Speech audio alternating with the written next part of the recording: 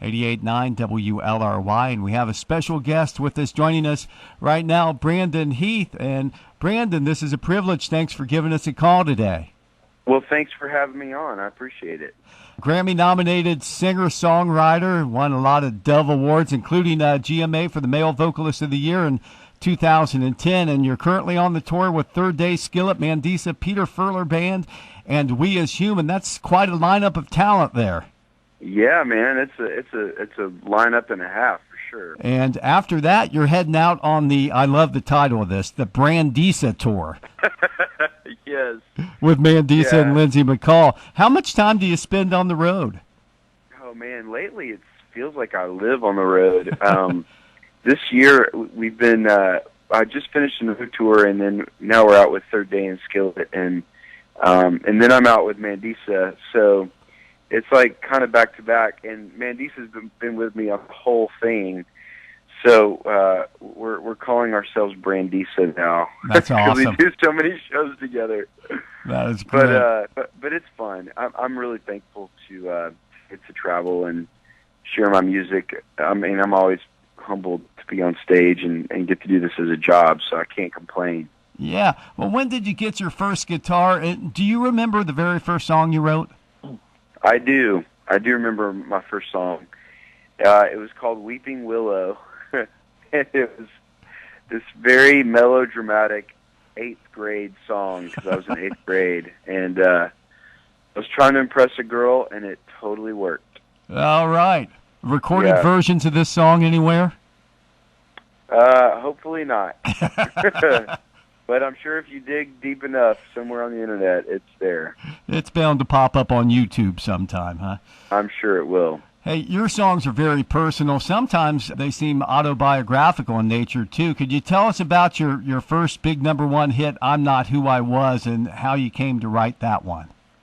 Yeah, I wrote that song at my dining room table at home, and honestly, I had found a photograph of someone I hadn't seen in a long time, and I had kind of hard feelings for them, and so I wrote them this song just because I felt like, I was a believer now, and one thing that we have to do is extend grace and mercy because it's been extended to us, and so I just felt like I needed to practice that, and that's really what that song was about. Yeah, when I heard that, I could really connect with it because I didn't come to know the Lord till later in life, and I thought there are so many cases I could apply that song to, Yeah, I think we all need to say I'm not who I was, right. What's your songwriting process like, and whose songwriting influenced you when you were just starting out? Well, the reason that I became a songwriter, I went to this place called the Bluebird Cafe here in Nashville, right. And it's kind of where songwriters hang out and where a lot of them get their start.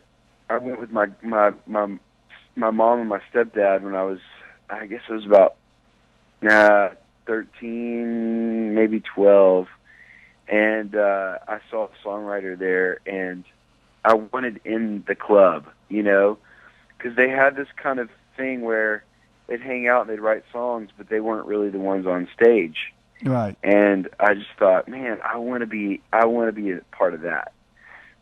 It felt like they kind of had a secret that they were keeping from everybody else. And so that's kind of where I started, was at the Bluebird Cafe. And the first song I ever had released was with Vivo Norman. He recorded one of my songs. Yeah. And yeah, so I've collaborated with a few artists here and there, and I have a lot of thank you owed to Bebo for getting me my first publishing deal. Oh, absolutely, and a great collaboration with Leland a while back too. Yeah, on Follow You. Yeah, man, I still love that song and still sing it at my shows, and I've been out on the road with Toby Mac, and a lot of people don't know that I co-wrote Steal My Show with him. Oh, I didn't realize that. No. Yeah, so we sang that a lot on stage together. So yeah, it's fun. I like collaborating. I think it's good for each of us to kind of borrow from the other. Yeah, again, we're talking with Brandon Heath. Now, whose songwriting influenced you when you were starting out? What were you listening to growing up? Well, I grew up in Nashville, so I was a big country fan, and I'd say, my first idol would have been Garth Brooks. And he wrote quite a few of the songs that he sang, but really it was guys like Pat Alger and Victoria Shaw and other people that aren't singers, but they were writing these songs. So I was a big fan of them. And then Sarah McLachlan, which is polar opposite of Garth Brooks. She's like female artist from Canada, and so those are two of the artists that I was really into as far as songwriting. I was a big Jars of Clay fan, still am. Yeah. So those are kind of my big influences, I'd say. Now, you released Blue Mountain back in 2012, and a Christmas album came out last year. Any plans for a new album later this year? We're working on one now. I don't know that it'll be out in 14, but definitely 15, if not 14. And the tour, how's the tour going so far this year? So far, it's great. I love Third Day. I've been out with them a bunch, and obviously with Mandisa. Skillet, I've done festivals with them, but I mean their show is just massive. All the pyrotechnic and all kinds of stuff. Like, you have to be careful where you step on stage. I don't want to cause something to explode.